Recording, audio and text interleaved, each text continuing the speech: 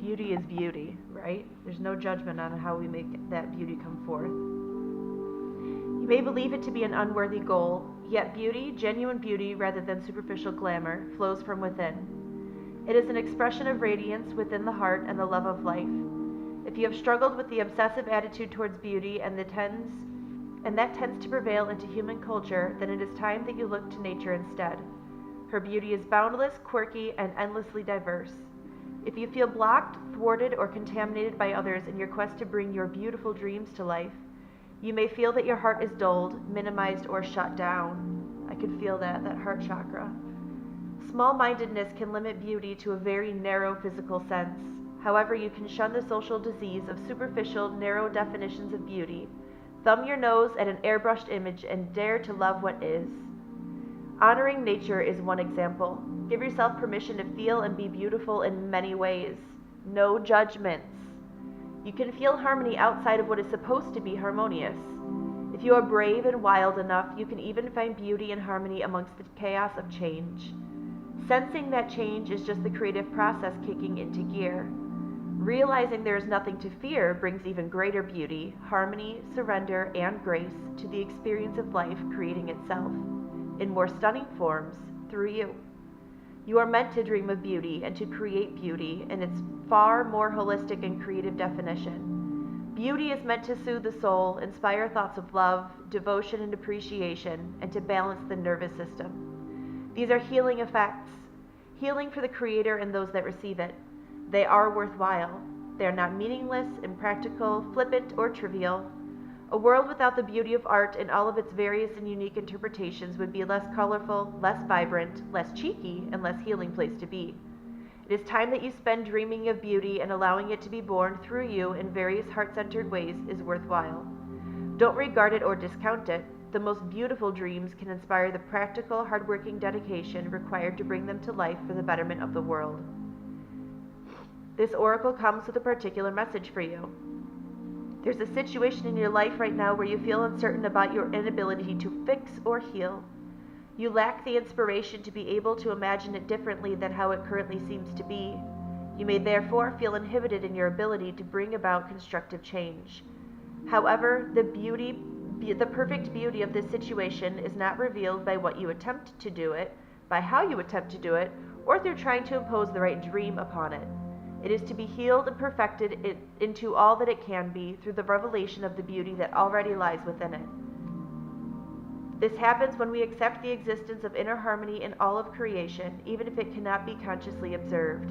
By expecting there to be beauty within a situation, even if it is hidden, you will be more open to seeing the healing potential, even in your challenges. Don't attempt to force the situation or issue to take the right shape. Instead, ask it to show its beauty to you. This might apply to your body, your relationship, your finances, work situation, or creative project, or anything else. You can overcome resistance and denial by approaching it with a curious mind, an open heart, and the healing process. By the way, this oracle has come to you because you have the power to be a positive influence in whatever situation holds the most meaning to you right now. You need to know that. So this very, very, very much is speaking to taking care of ourselves, right? What makes us feel beautiful, what brings that joy, that inner harmony, no matter how disharmonious it may seem to those outside of us, that is their work, right? So we do what we need to feel beautiful and joyous right now to keep us in alignment. Continue to dream those dreams that we have, and to realize that in order for those dreams to come to fruition, there's going to be chaos because there's change, and change can be chaotic, but nothing can shift without change, correct? So we remember then that those lessons and those events are being pulled in for our highest good, no matter how difficult it may seem to remember that in that time. It is a long but beautiful message. Thank you, thank you, thank you, Spirit. Going to pull from the Lightworker Oracle deck. This is another Alana Fairchild. This, I believe, was my very first Oracle deck. I loved it. All right, hold your center. Hold your center. 34 breaks down to a 7, which is a very spiritual number. Thank you, Spirit. Initiation by air. 24 is a 6, which is the the number that comes after change, right? When we're growing out of change. This is new growth. 34. Hold your center, please. Have you been rushing out to meet others, trying to bend or accommodate their needs at the expense of your own well-being and inner peace? Now you are to strengthen your own energy, your own boundaries. Find your ground. Firmly place your feet there and do not move. Feel your feet anchoring you like a beautiful tree. Let yourself experience quiet certainty as you hold your center with commitment, courage, and consciousness. You are learning to trust your own instincts, to take your own journey without comparison to the life path of another. There is no need to become disheartened or distracted by comparisons or judgments. The earth needs your light, which can only come from you. You will offer so much less if you try to make it match your beauty to what you perceive to be the beauty of another. Many souls who are different and unique were not understood, acknowledged, and valued for whom they were as children. Instead, they were encouraged to conform, to change, to be other than their true self in order to be loved. This can be a hard pattern to break. Yet the time is here for you to love and honor yourself as yourself. You are beautiful.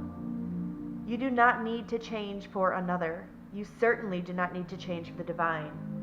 You're being encouraged instead to distill your essence, to become even more of you.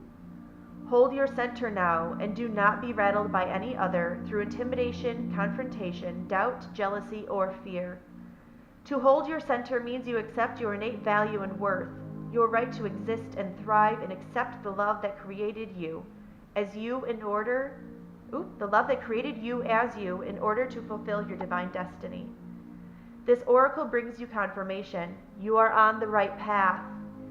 You do not need to collapse into fear or doubt to ease old guilt or make others more comfortable. It is not selfish or hard of you to be strong. You can hold yourself in high esteem and be gentle and loving to others, whilst absolutely refusing to accept any behavior, belief, or attitude of another that would tear you down or cast you into self-doubt or hatred.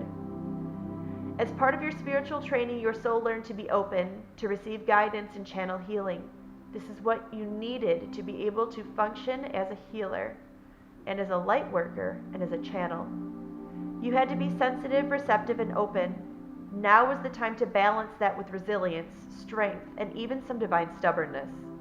Refusing to give up on who you are whilst remaining open to guidance is the balance of loving wisdom necessary to grow yourself as a divinely unique individual in a world that often fears true individuality, simply because it cannot be easily controlled.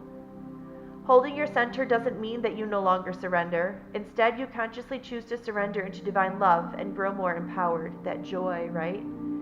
You are here to shine a light, to be the lighthouse for others.